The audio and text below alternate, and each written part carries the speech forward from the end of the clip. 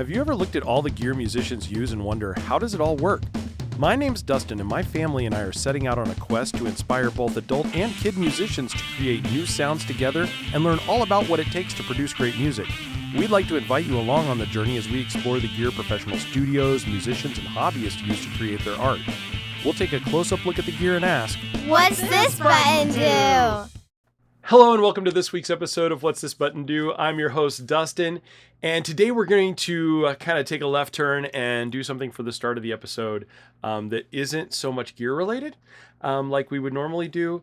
We're going to talk about something I feel really strongly about, and it's something I've noticed that has changed a lot in the post-COVID world, not just in the music industry, but in just society as a whole. And I know this is going to sound like an old guy rant here, so forgive me, but it's something that I'd really like to have a conversation about. And since we have this forum, since I have all of you at home making comments down below in the videos and on our live chat, I would love to discuss this seriously with you. So I'd love your comments down below on the topic we're about to talk about. And but it's something that's near and dear to my heart. I'm a sales rep for a company outside the industry. And for me, customer service is one of the most important things that you can have. I think it's vital to a business, but it's also just the right thing to do, just to have good customer service, to treat other people, as you want to be treated. And I've seen a lot of things in our industry that have worried me, let's say. And this really came to mind about a week ago. I made a post on Instagram because I had seen this Cower guitar that was beautiful. One of my absolutely genuinely one of, I think, Doug's best guitars that he's ever made. It is stunning. And it was actually a guitar that type of guitar I was in the market for. And I saw it and I got all excited and I thought, oh my gosh, okay, I got to see who's selling this. And I went online and I found the person, and I'm not going to name names here, but that guitar was being sold by a company that I have experienced some of the worst customer service with I've ever seen in this industry. And I vowed years ago that I would not spend my money there. It was actually about 5 years ago. I had saved up for almost 3 years because there was a dream guitar and a dream amp that I wanted. And I had been putting aside a little bit of money every month, and I was gonna get this guitar and amp. And this store had them. And so saved up, got all the money together, and had cash. I was just like, oh, this is it. This is that moment. It's 3 years in the making. I was so excited. And you know how it is when you know you're about to get a new piece of gear, be it a little pedal, a guitar, an amp, anything. We as players get excited about that new and that fun, but especially if it's something you've been saving for and waiting for. There's that build up, and when it's finally time, you're like, yes, this is it. So got in my car, I drove to this store. It was about 4 hours from where I live, and I got very excited. I was like, oh, this is it. Called them ahead of time, told them I was coming in, and I get in there, and I never met the person that I was in there, and I said, hi, I'm here. I'm really interested in buying this guitar and this amp. And I'm a pretty simple guy. I just dress in like a normal t-shirt and jeans wherever I go. And the gentleman who was behind the counter looked at me and just gave me kind of an up and down look. And he goes, well, that's an expensive guitar, right? And I was like, yeah, I've been saving for several years. He was like, oh, okay. And that amp's pretty expensive too. Like, I know, I'm aware of what they cost. I just would like to play it, before I decide if I'm going to get them or not. And so he gets really upset that I wanted to play these, and walks in the back, comes back out, and he doesn't have the amp. He has the guitar, and he said, I have a little practice amp you can use. He takes a little PV out, sticks it into an outlet. And immediately, number one, you can tell the power in here was really bad, because the second you turned on that amp, it was just loud, like kind of a shrill sound. Even turned it at one, it was just getting really bad feedback from the outlets and everything. And so I tried to play the guitar through it, and you could not hear the guitar just for the sound that this amp was making. And so I said, oh, excuse me, I'm sorry, but this amp, I think something's wrong with it, or it might be the power in here. And he's like, oh, it's just the power. It's rough in here. And I was like, okay, well, I can't really tell, what's going on with the amp. Could I run it through? And I had like a little pair of headphones with a little mixer. I was like, maybe I could run it through that or do something to try and figure it out. And I said, or if you have the other amp, it's a new amp, maybe it'd work. Let's try it. And he was like, well, I don't have time to look for the amp right now. I was like, okay, maybe he's busy. But I had called ahead and told them that I was coming for it, but no problem. So I messed around for about 30, 45 more minutes and then realized he'd been sitting up at the front. And I walked up the front and he was on Facebook, just like not the company's Facebook, just on Facebook doing stuff. And I was like, well, hey, have you had a chance to get that amp yet? And he was like, okay, goes in the back, comes out like 30 minutes later. And I mean, it was literally not 30 minutes, exaggerate. It was probably 5 minutes later. He comes back out and now I've been there for almost an hour and has the amp and just sets it down and doesn't do it, just kind of walks away, doesn't say anything. So I walk over, I plug it in, set it up and everything. And it sounds good. It sounds like what I thought. And you could hear, the noise from the electricity and everything, but it was definitely obviously the PV Bandit that was having issues. So I could hear the guitar, I could hear the amplifier. And then I walked up to the front and I said, well, I'm interested in these. I'd love you to get me a price. And he was like, I already told you the price. And I was like, well, actually, no, we didn't even talk about that. You just said it was expensive. And he's like, yeah. And I was like, okay, I don't think I need to do business. And that was it. I was so upset because you could tell he in no way wanted to engage with me. And I know I have worked in guitar stores before. I understand. There is frustration. There are people who come in and, want to play the most expensive guitar in the shop and, have no intention of buying it. But I was always the kind of person that was like, I want them to play that. I want somebody to try it out. The company's insured. If they accidentally drop it, we're going to be okay.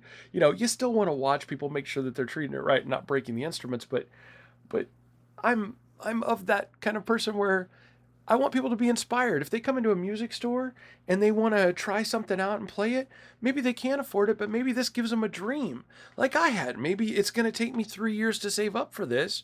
But you know what?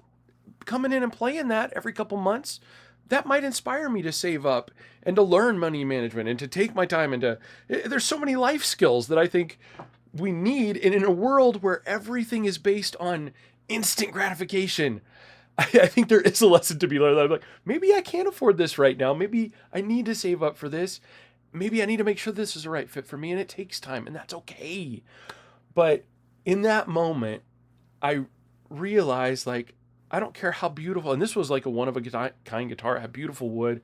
I knew I was never going to find this guitar again. And same thing with the Cower guitar that I saw. Like, I knew I'm never going to see those again. But to me, having an instrument has memories associated with it. And those memories can inspire creativity, but they can also drain it. And this has been years, and this memory still haunts me enough that I will never step foot in that store again, because I felt like they in no way valued me or my time or my business. And so I saw no need to give them any business. And so I walked away and left that guitar there. And I have dreamed about that guitar. I thought, man, that was one that got away. It was a beautiful guitar. But I made the right decision. I have no doubt in my mind that guitar did not need to be with me. It was not meant for me. And I want to give my money when I work for it, when I save for it. I want to give my money to somebody who is going to appreciate it, but also it's going to help them. It matters to them. And they see it more as less of a transactional moment than as a friendship. And that's the kind of businesses I want to do business with. I want to go to a music store that cares about me, that actually, and I'm not saying like would come and, take care of me if I was in the hospital. I'm just saying they actually think for a second about, hey, what kind of music do you play? What are you looking to do? What are you hoping to achieve? Here's some ideas. Let's work together and find you the right guitar, or find you the right amp, find you the right piece of recording equipment. And it isn't just trying to sell me whatever it is, or just take my money if I went and found something online. If I wanted to do that, I'd just order stuff online. I go to a music store because I want to have that customer service experience. I want to develop friendships with the people that I buy from. I want to know them. I want to be able to talk music with them and figure out what my needs are and their needs are. So I'm seeing that more and more. I have had that experience, unfortunately, with a lot of different music stores. I've had that experience online with a lot of different businesses, and I'm seeing that there is this disturbing trend away from that. So I thought it would be good to just take a moment to speak about it out loud. And hopefully some of those people might see this and say, okay, maybe we need to rethink how we approach things.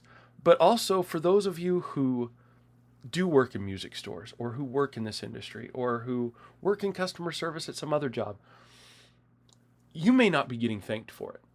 And I know I'm guilty of it. I know all of us are, is we tend to jump on the bad experience and we throw it out there and we go, oh gosh, and I could get on here and tell you exactly who it was and who the person was because I can remember their names, but that's not what this is about.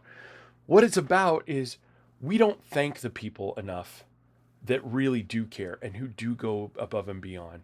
So the other thing that I think all of us need to do a better job of is appreciating those who have stepped up and who have taken the time and who have made changes that impact lives in little ways. I'm not talking about saved your life. I'm talking about just made your day brighter or helped you to get inspired or, made that purchase so good that when you pick up that guitar now and you start playing it, you're excited for it.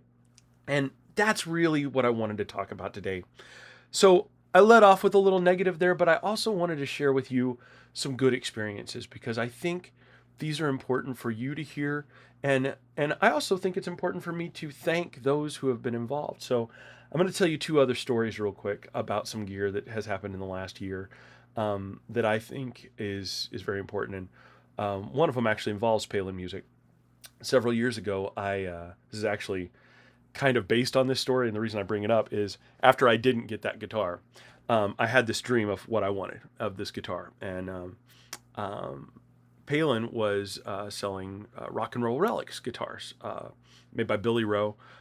He's the guitarist for Buck Cherry, makes some amazing relic guitars, lots of kind of set neck type stuff, very, very, very fun.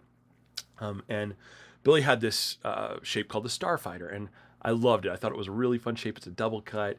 It was super interesting. And so I kind of spec'd out a Starfighter based on the specs of the guitar that I had played, thinking, okay, this is what I want. And so the guys at Palen saw it. They loved it. They thought, okay, we'll custom order this for you. So I put a down payment down. We sent off for it.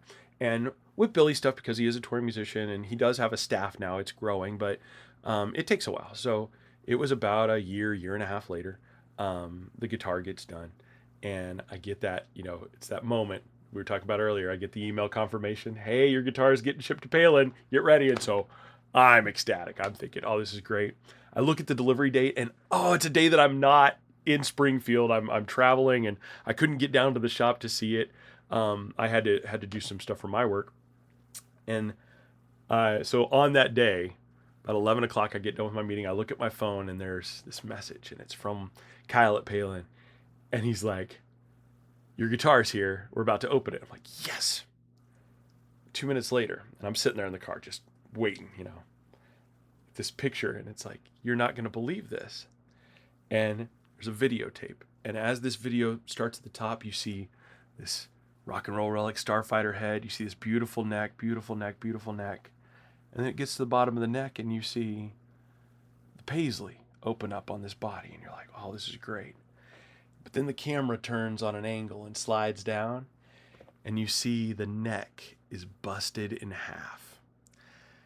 And then it pans to the box that the guitar was packed in. And there's a big hole in the box. You could tell somewhere in shipping somebody had dropped something on this box. And here's this brand new guitar, custom made, spec'd out. And that neck is snapped in half on that guitar. And it was this devastating moment of, oh my God, what are we going to do? And so Palen immediately gets on the horn with Billy. And they're saying, hey, this happened. They send him pictures and everything. And Billy's like, oh my God, I can't believe this. The team had played it. They all love the guitar. So Palen immediately sends it back to Billy. And Billy says, I'm going to see what we can do. So they look at it.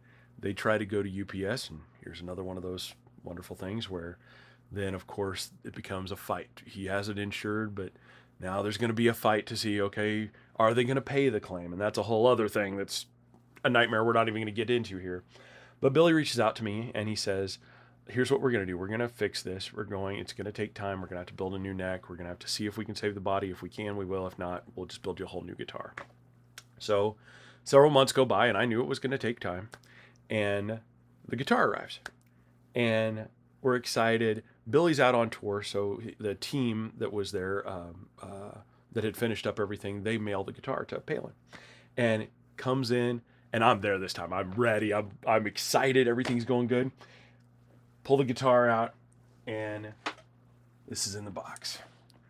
We get this Paisley Starfighter, custom Seymour Duncan pickups, Bigsby, just gorgeous. And they had even gone above and beyond since it went through all the trouble. The guys there added the Paisley to the back of the neck and the headstock, which was something I didn't even request. They even changed out the tuners and put nicer tuners on there just to say sorry for all the hazard happening. And I think they even knocked a couple $100 off the cost to get the guitar, to help out. And I thought, oh man, really cool, really cool. And plug it in. And one of the pickups doesn't work. And I know, having your heart sink like that, the feeling of just like, oh no. And we don't know if it was an accident coming from the factory. We don't know if something got knocked loose during shipment. We have no idea what happened, but somehow the wiring got completely messed up. And I'm beside myself, Palen's beside themselves. And so one of the technicians in Springfield, he takes a quick look at it, gets the pickups working, and just real quick solder some stuff. He sees some loose connection, so tries that out, and he says, take it home and let's see what happens. So I take it home and play it a little bit, and then I realize, nope, the wiring's still not working. It's just something's not working. Something's not connected in here. So Palen had taken a look at it, of course, and their main tech is down in Springfield, and the tech that was working in the Kansas City office wasn't in that day. And so I thought, man, I don't know what to do. I could just wait for a while. And so I reached out to my friends at Seuf Guitars, Mark and Sean. And this is the level of customer service I'm talking about that is just above and beyond. I told Mark and Sean what happened. I had shown them pictures of the neck break and everything from months before because they had seen Billy's work. And they both said, oh my God, I can't believe this. Like, this is terrible. And said, bring it into our shop right now. So I ran it over to Seuf Guitars, the Fountain City Guitar Works. And the guys took a look at it and they were like, man, something's wrong with this wiring. Let's just strip it. So they said, leave it with us. We'll try to get to it. And I mean, these are guys that we're talking, they're building their own Seuf guitar brand. They have tons of custom orders that they're working on. They've got their own repair shop where they're doing repair work night and day. So they're busy, and I could see it. There's stacks of guitars in there to be worked on. Well, the next day I get a call from, I think it was from Mark, and he said, come back up to the shop. We got it for you. And I was like, what? I thought it was going to be weeks. And he said, last night it was just bugging me so much that this happened to you. I just took care of it. And I go back up there, and there is this beautiful, I'll put a picture of it in the thing here, wiring harness that he's custom done, got it working, and now it sounds beautiful. And that, just the fact that this was not a guitar that they had built for me. They had no skin in this game. I didn't buy it from them. I didn't do anything. But the fact that they were willing to do that extra work, to go above and beyond, to make sure that I was going to have a fun experience with that guitar, that was huge. And that has honestly saved this guitar, because don't get me wrong, I love it. It's beautiful. It's nice. And the stuff that Palen did and the stuff that Rock and Roll Relics did was nice. They did everything they could to give me the customer service. But the fact that it came back the second time and was still damaged and still didn't work, there's a sour taste there. There's this hesitation of like, man, and I've got 4 Rock and Roll Relics guitars. they're great quality. I would never diss on Rock and Roll Relics. I feel absolutely comfortable with them. They are a great brand. This was a one-off occurrence by far. But it still didn't make it hurt any less. And it still, there's this thing in the back of my mind when I pick this up. If I'm going to go gig or I'm going somewhere where I need reliability and I want to make dang good and sure that a guitar is going to work, there's a hesitation to take this guitar now every time. That's still in the back of my mind. So a guitar that technically probably should be my number one guitar isn't. It's not something that I go to very often because I'm so worried that something's going to go wrong with it. But what Mark and Sean did there was give me a little faith back into it and have made it where I didn't have to just send the guitar back. I didn't return it. I'm able to still play it and enjoy it in the studio. And even though that bad taste still hits me every now and then, it's not this overwhelming, like, I have to get rid of this guitar. I can't play this guitar, because there are certain memories that just go with something like that ruin the experience for you. So I just wanted to call that out because the way that Palen handled it, the way that Seuf handled it, and even the way that Rock and Roll Relics handled it, I really appreciate the customer service there. That could have been a disastrous story that ended way differently. And the fact that I now have a playable guitar that, works and is a beautiful sounding instrument is a huge, huge thing. But then there's one other story that just happened, and it blew me away and really kind of restored some of my faith in humanity. But there is a amp builder called Two Rock Amplification. And for those who haven't heard of them, they make genuinely some of the best amps in the world. And I will say I was a Two Rock hater years ago. There was a time when like John Mayer was playing them. There was all these famous people playing them. And I was like, those are expensive amps that just, rich people want to play, or I'm sure they're getting sponsorships to play them. I blew them off. I wouldn't have played one, would have never tried one. And then I finally got a chance to play one. And it was actually sitting in a store. Actually, I think it was in Palen. They got one in, and it was the only amp that was plugged in at the moment when I wanted to try another guitar. So I was like, oh, whatever, I'll plug it in. And I plugged it in, hit play, and holy crud. This was an amazing amp. It was Two Rock Reverb signature reverb, sorry. And absolutely blown away. I fell in love with the brand. Thought, oh man, this is amazing. Well, start researching them a little bit more, and I'm following the brand, and I see this amp called the Bloomfield Drive, and someday we're going to talk about it. It's sitting right here behind me. It is everything you could want in an amp. Like, this thing is just amazing. And I thought, man, I got to get one of those. I'm going to have to save up and get one of these. So I found one used up in Chicago. And I had a bunch of stuff I was going to trade in. And I thought, man, maybe I got enough stuff here that I could trade in for it. So I called the company that had it for sale. Gave them the list of stuff that I wanted to trade in. They said, yeah, that should cover it. Let's do it. We'll trade you that stuff for this amp. So I drive up there, and I get there because it's about 8 hours from my house. I get there literally 20 minutes before they're about to close. And the gentleman I had worked was off that day. And so he had a friend that had the amp ready to go. They had it all boxed up. And I was like, man, I've never got to play this. I hate to trouble you, but could I at least plug it in for a second? And he didn't hesitate. They were closing, they were getting ready, and I felt terrible about even asking him. And I was ready to accept that I'm here 20 minutes before you're closing. I don't want to cause a problem. And he said, no, I've got a cabinet. If you'll unbox this while I run and get the cabinet, I'll go get it for you. Great. So I unbox it. He runs and gets the cabinet. We plug it in, and I just turn on some of the gain, run it through 5 minutes worth of playing, and then I boxed up so I could still get out of there before they closed. And I'm excited. I get home. Well, I get home, and now I'm real excited. I'm like, okay, I got it here in the studio, plug everything in, set everything up. And then I start to play it, and I'm like, oh yeah, it's that sound I heard when I was in the store. Awesome. And then I was like, ooh, I forgot it has reverb on here. I haven't played the reverb yet. Flip the reverb tank on. Nothing. No reverb. Like, no. Oh my God, I didn't test the reverb when I was in the store. This is a used amp. Oh no, like, what am I gonna do? And so I'm panicking. I'm like, I should have tested it. I don't know what I was thinking. I just didn't think to test it. So I call the shop up, and it was, of course, after hours, and I just leave a message. And then while I was there, I was like, I'm gonna hop on Two Rock's website.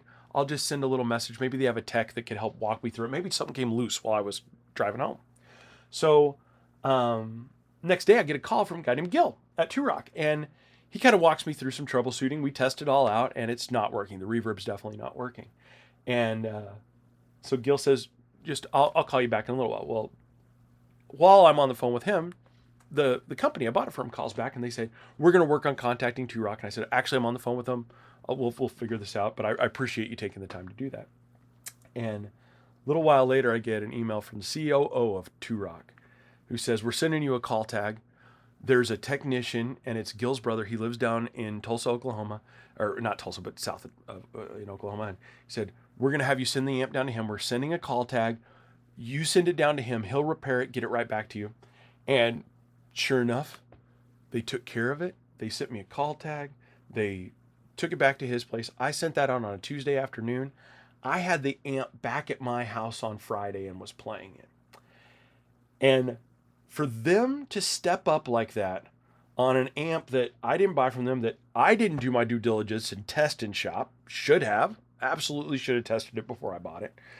For them to go above and beyond like that on something that I did a trade in to get, from both the company standpoint and from Two Rock standpoint, to turn it that quickly, to have their tech fix that and get it back in my hands so I could be playing it, that is above and beyond customer service. And then Two Rock even sent me a little package that said, really sorry about that happening. And it was a little mug with the Two Rock logo. Actually, I got it sent back here, this little booger. And just like that is service beyond a bear. And you know what? The next time I want an amp, it's going to be a Two Rock amp. It is. For that level of service, we need to respect that as consumers, that those are the people that we need to give our money to. Those are the people that we need to support, because that costs them real money. They're spending money, so they could just be selling us amps and guitars and things online and leaving it be and saying, good luck out there, have fun with it. You bought it from us. If once it's out of our hands and once it's out of our main warranty, we're not touching it.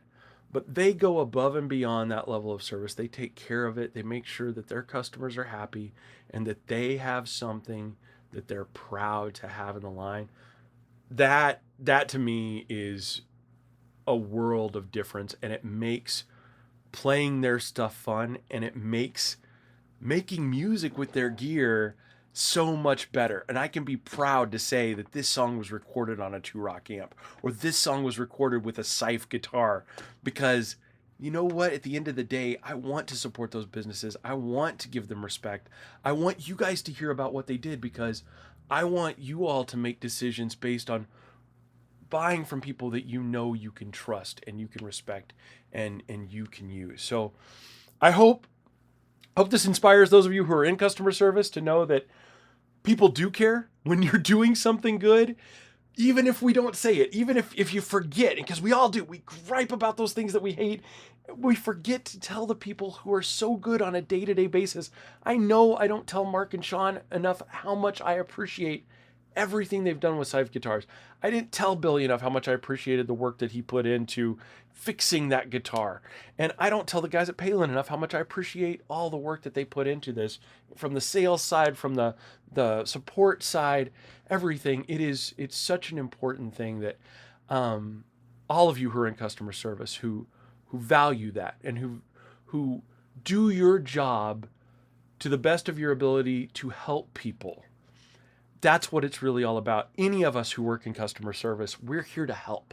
And if you can do your job, and I don't care if you're a starting customer service worker at a basic job, or you've been in customer service for 40 years, it really is what makes every day fun and enjoyable in the customer service world. If we can do that, if we can provide someone with happiness and we can make their day a little bit better, the job's worth it. It doesn't matter what the pay is. Our jobs are worth it if we can help people. So I hope you take that. I hope it helps those of you who are on the fence about purchasing things, to find people that you enjoy working with and know that it will increase the enjoyment of your purchase that much more. But I'd love to hear your stories. Comment down below. Share with me feedback.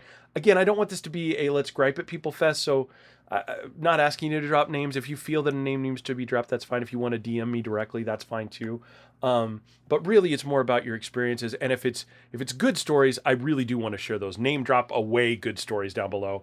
I just don't want this to turn into a bash session of, oh, I hate these guys. I hate these guys. Let's keep it good.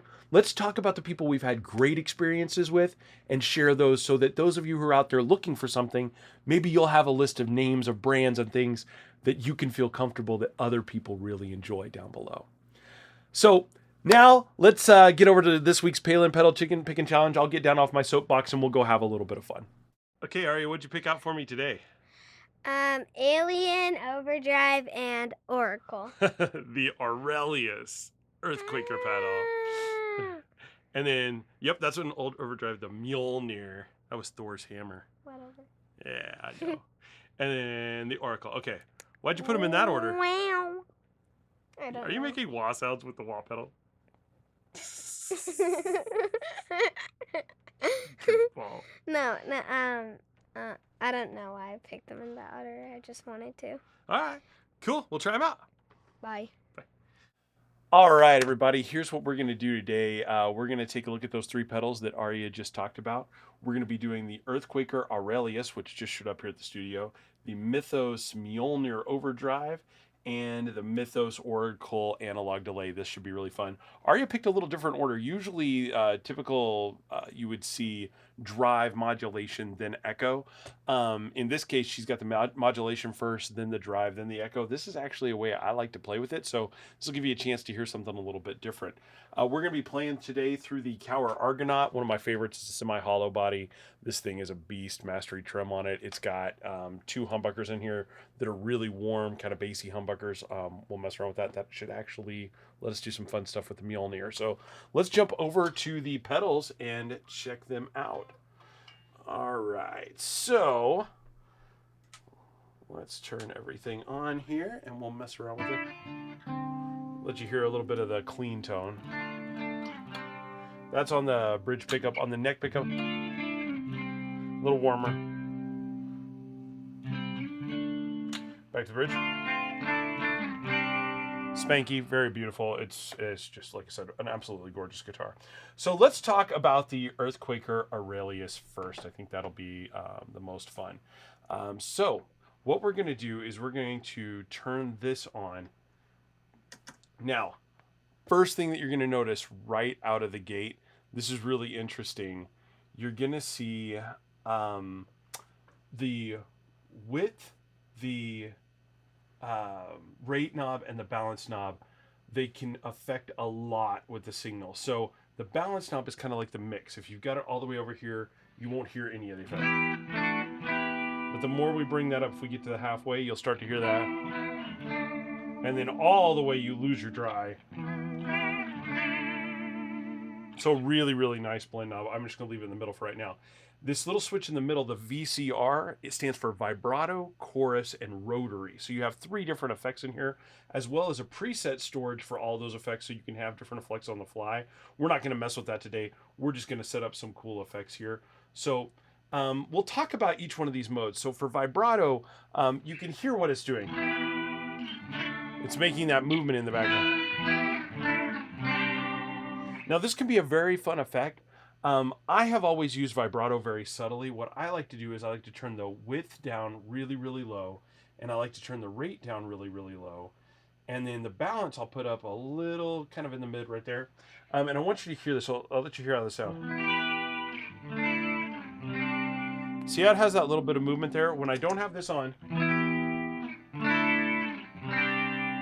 you're just hearing the note. When I turn it on, though, you hear that movement. This is very similar to, I'll show you how I like to play. So when I play, I like to move my fingers a lot. I don't like to go. I like to do this. I like to wiggle my fingers a lot. But like my family's got a history of rheumatoid arthritis, carpal tunnel. Sometimes that can be really hard to do that. And for a newer player, it's just something that's not comes naturally. You're thinking about what note to hit next, right? So when you're doing that, if you have the Aurelius on and you have it on that vibrato mode, when you hit a note, see how it almost sounds like you're moving your... If I don't have that on...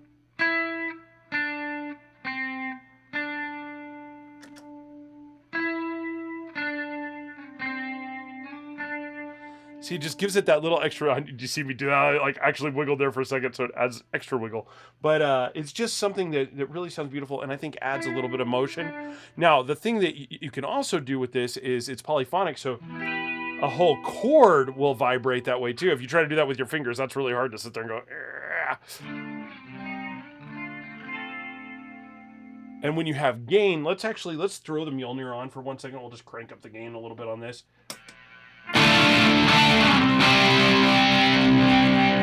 Sorry, I probably just blasted you out.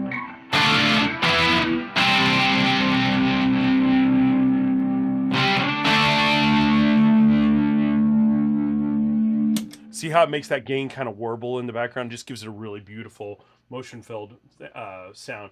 When you have it all the way up, there's times for this. You can do that, but it kind of sounds like you're underwater. That's because it's kind of imitating a chorus, but a chorus, when you have it on those exact same settings, we're going to switch over to the chorus. See how the chorus is much more natural? It doesn't have the you're underwater, you're sinking kind of feeling to it. Now you can bring the width up and make it really, really deep and the rate really high. And we'll take it all the way. And it starts to get kind of warbly, wow, wow, wow, wow, wow. Like that. But by just making it a little less subtle and by bringing that balance. This was very common a lot.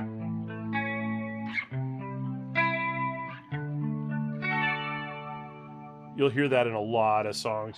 The Cure used it an absolute tons of chorus in there. So just a fun sound. And then rotary sounds like a speaker kind of rotating around and around and around, rather where a tremolo goes volume up, volume down, volume up, volume down. A rotary was spinning a cabinet around. Old Leslie organs and stuff used to use them. So it sounds like that speaker is just spinning, spinning, spinning.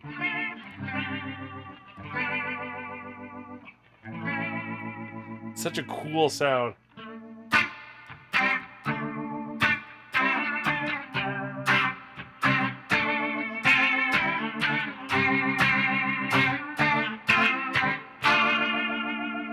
Very, very fun. Can be used subtly, can be used a lot. If you turn it down to a more subtle setting, kind of like we had on the vibrato.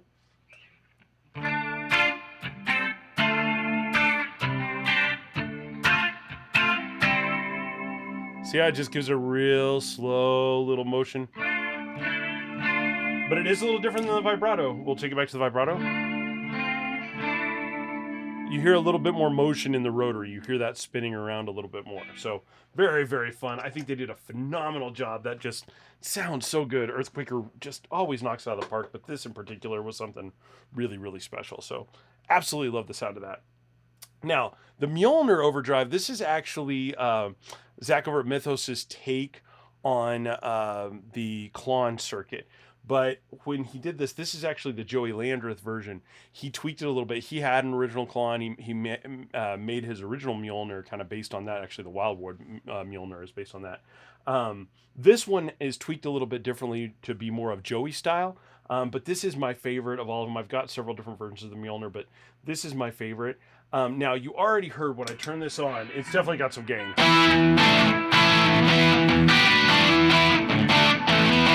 And if you crank that gain all the way up,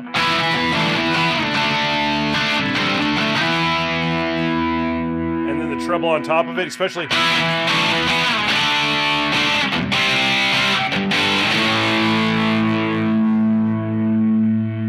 Gorgeous, absolutely second to none. I love that drive sound by itself.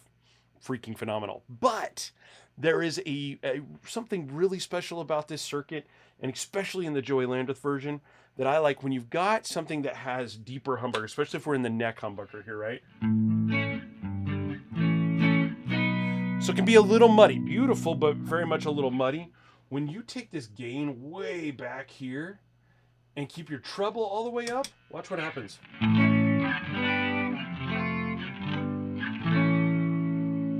See how it just... Let's take it back. And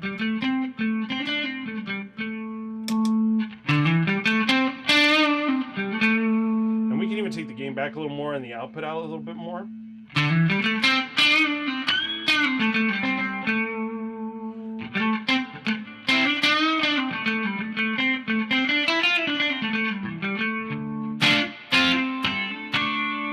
Or if I have it off. See how much different that makes those humbuckers sound? Brings in that treble, but still keeps them a very clean, beautiful sound. Without crunching, without pushing it into too much overdrive. That is my favorite setting on the Mjolnir. I absolutely love that for just pushing a little bit. And then I use extra drives after that to go into that next level if you want to get into the distortion realm. And when I have it on the neck, the bridge, almost makes them spanky.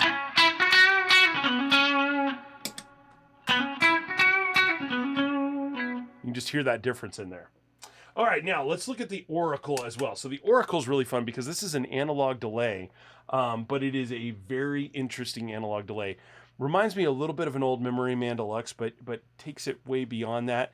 And I like the way that the echoes sound on this because it's a lot more subtle, and it does slap back better than anything. I'm not a slap back delay player, but if you're a country player, highly recommend looking into this because if you take this knob all the way over, you see how fast that tap tempo is going? And we take the feedback completely out of it and we put it up in the mix. Hear how it's almost a reverb when I turn it off.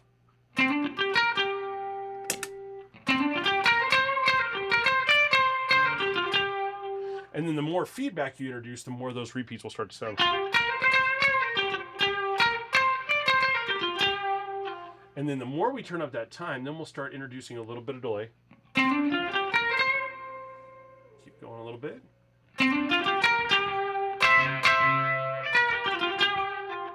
So you're getting into reverb territory there. Now let's actually get an actual delay.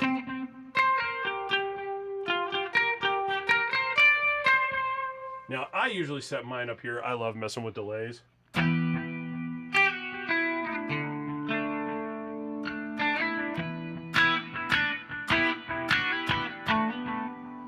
Now, the cool thing with this is this feedback knob. So a lot of delays, when you get past about 11 o'clock on the feedback knob, it just goes into oscillation. Doesn't really work right. Now, did you hear that? If I'm picking really subtly, it's there, but it's almost like a warble, like a chorus. See, there is an echo, but it's very subtle if you're picking slowly.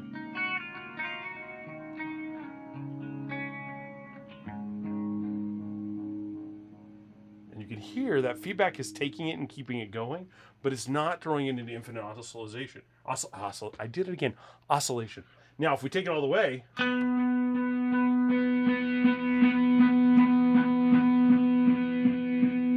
it can get out of control.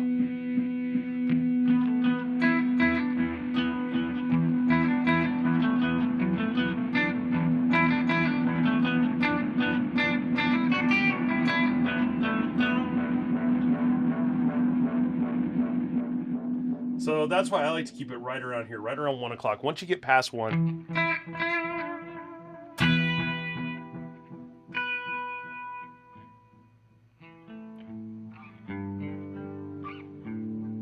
and if you want to get a little bit more feedback in there, this mix knob is really great too because this is another one of those. I love that both of these have mixes. There's nothing there. Even if I've got this in oscillation, nothing. Bring it in a little bit. Now you can hear it coming through. So you can really manage that and how much you want to have in there. All the way up to.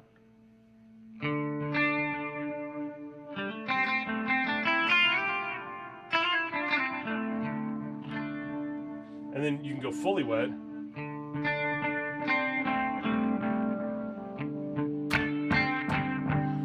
And again, you can hear the clean signal in there. The mix is really just telling you how much and how loud those repeats are going to be. So why don't we set that? We'll just leave it in the middle, and then we'll turn them all on, and we'll find that really cool sound like we do in our pedal picking challenges.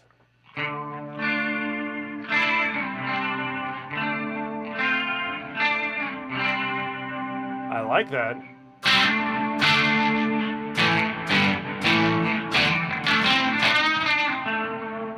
I'm going to take a little bit more feedback out of there. Let's, you know what, while we're on the vibrato mode, we're going to give it subtle vibrato, and then let's crank up our gain, lower down the output.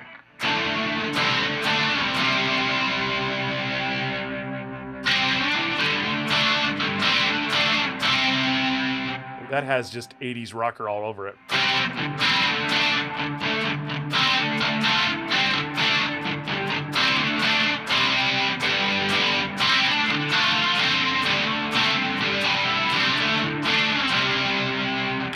That's pretty cool. All right, let's go. Let's see what we want to do with the chorus. Let's take, gain can be a little heavy. Let's take our gain down and our treble down a little bit here.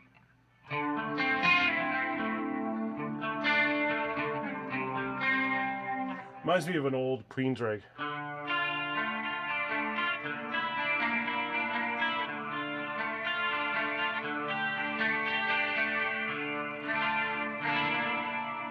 That's pretty cool, actually. Let's give it a little more warble. I'm going to bring the depth in a little bit. And then let's bring our output up just a bit, gain down just a little. Let's try that.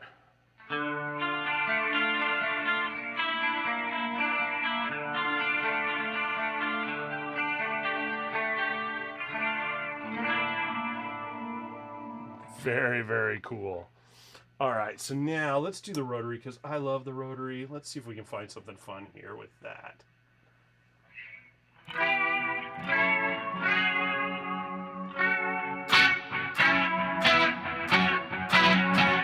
Ooh.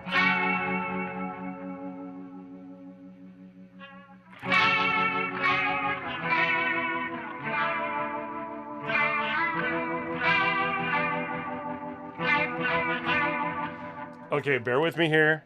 I've got an idea. Let's give that. I hear my repeats going just a little bit. I'm going to take the gain up. This is going to get a little loud, so just bear with me. No, I want that on the neck pickup, I think. Ooh, yeah, okay.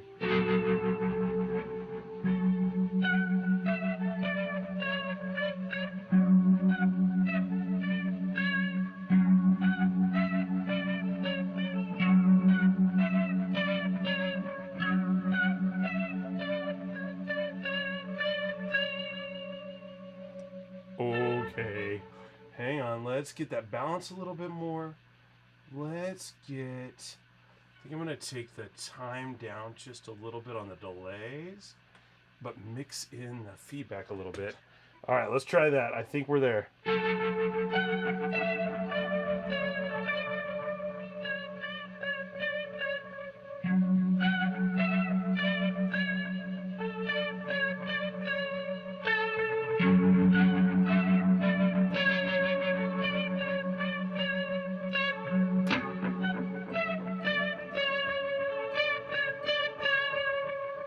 That's wicked.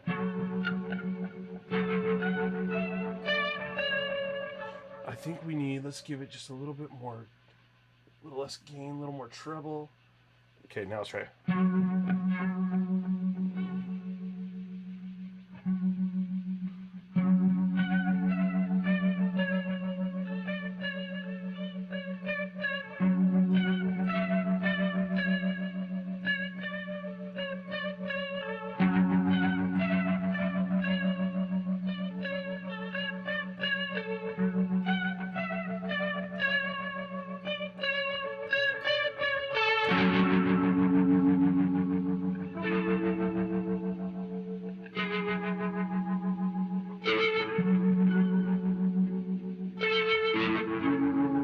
I love that.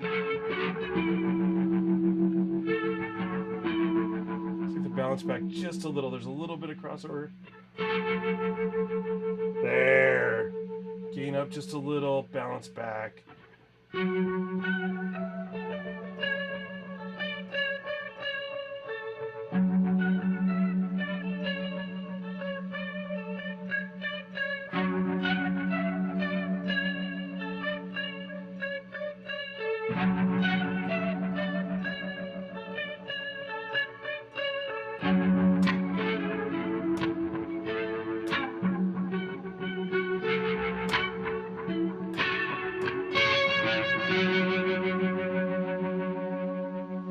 That's just fun.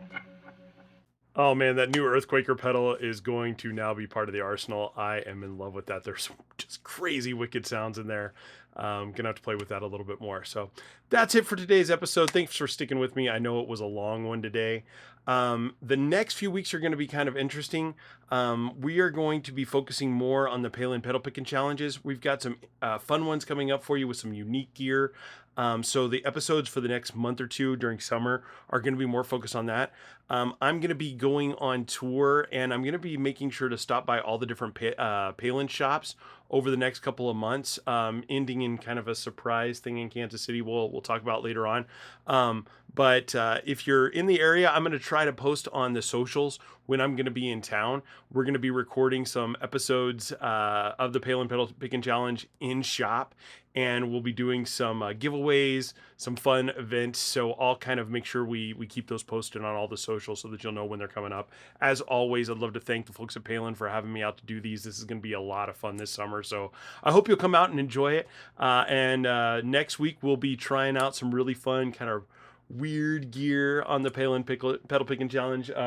My daughter wants to go through my Boss pedals, so she's going to go through the Boss drawer and pick out 3 Boss pedals, and we're just going to have some fun with those. So we'll see what she picks out. So join us next week if you get a chance.